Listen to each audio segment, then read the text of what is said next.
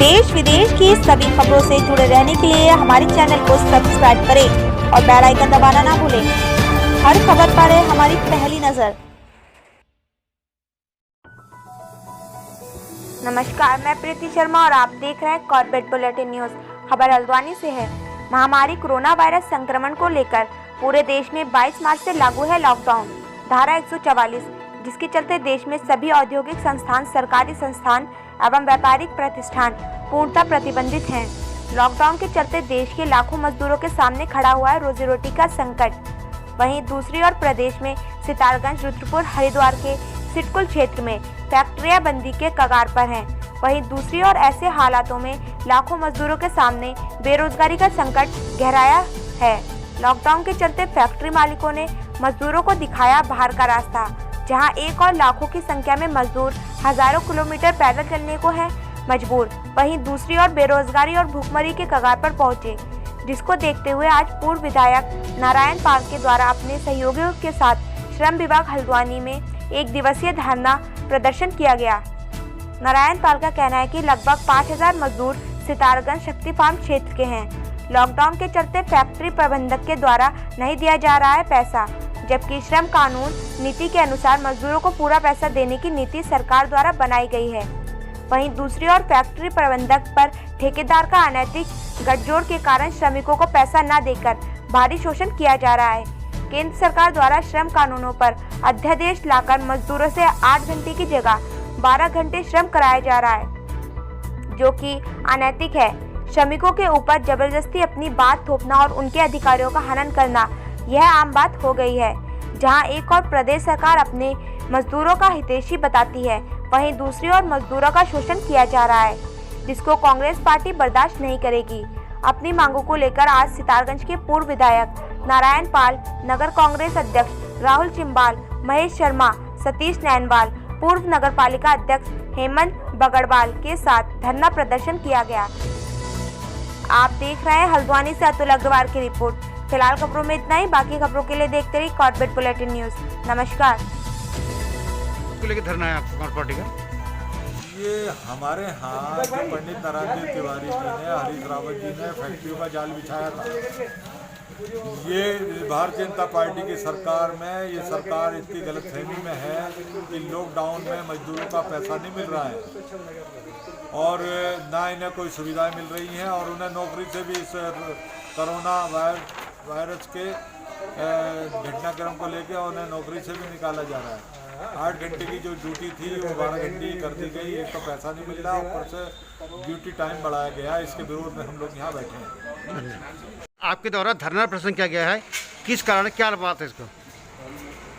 श्रम कानून के खिलाफ मजदूरों की जो मजदूरी थी वो नहीं मिल रही, उनका वेतन नहीं मिला लॉकडाउन के बीच का।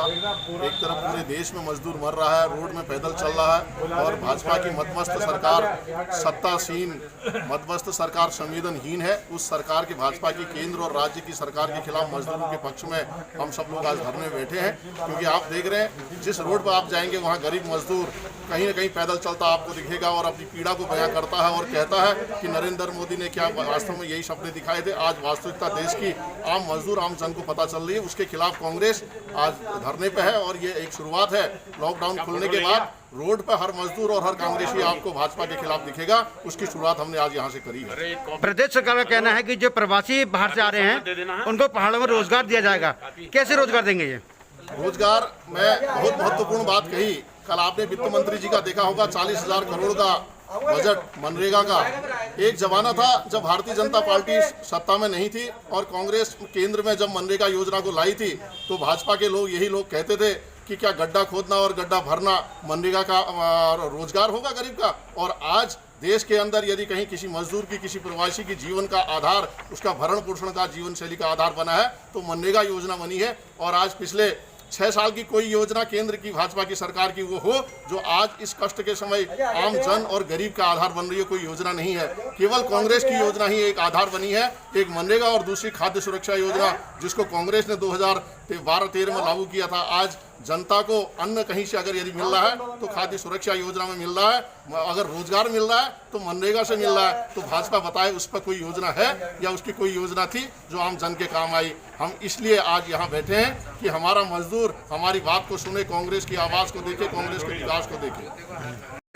प्रदेश में हजारों प्रवासी बाहर से आ रहे हैं। प्रदेश सरकार का कहना है कि इनको रोजगार दिया जाएगा, तो प्रदेश सरकार रोजगार कैसे देगी इनको? देखिए, हमारी राज्य सरकार हो या देश की सरकार हो, उनमें संवेदनशीलता बिल्कुल समाप्त हो गई है। सरकार के गलत फैसलों की वजह से आज मजदूर सड़कों पर हैं। जब लॉकडाउन किया गया उससे पहले अगर कुछ उनको समय दे दिया जाता, आगाह कर दिया जाता और उनके जाने की व्यवस्था कर दी जाती, वो अपने घरों पर होते। आप बेमौत मजदूर मारा जा रहा है। उनके बच्चों के, उनके महिलाओं के पैरों के छाले देखिए, क्या करुण गाथा उनकी है। आज अगर देखा जाए तो मतलब ये है कि हमारा देश का जनमानस जो हमारे देश को पालता पोसता है वो सड़कों पर है। तो हम आज यहाँ पर बैठे हैं नरेंद्र भाई के नेतृत्व में, जिन्होंने आह्वान किया था। उनका सितारगंज ही नहीं, पूरे प्रदेश के मजदूरों के लिए, इस भावरी क्षेत्र के मजदूरों के लिए, जो इन्होंने लॉकडाउन के समय में उनको वेतन भत्ता दें और उनके लिए जो छिटकुल में जिनको तनख्वाह नहीं दी गई है, सरकार खाली कोड़ी घोषणाएं कह दे रही है और कह दे रही कि इनके वेतन न रोके, लेकिन वेतन कहाँ से देगा, कौन देगा, क्या उसका मापदंड होगा, ये सरकार ने कहीं क्लियर नहीं किया। तो सरकार कम से कम जो हमारे श्रमिक हैं उनके खातों में पैसा दे और उनके आजीविका का भरण पोषण का ख्याल करे।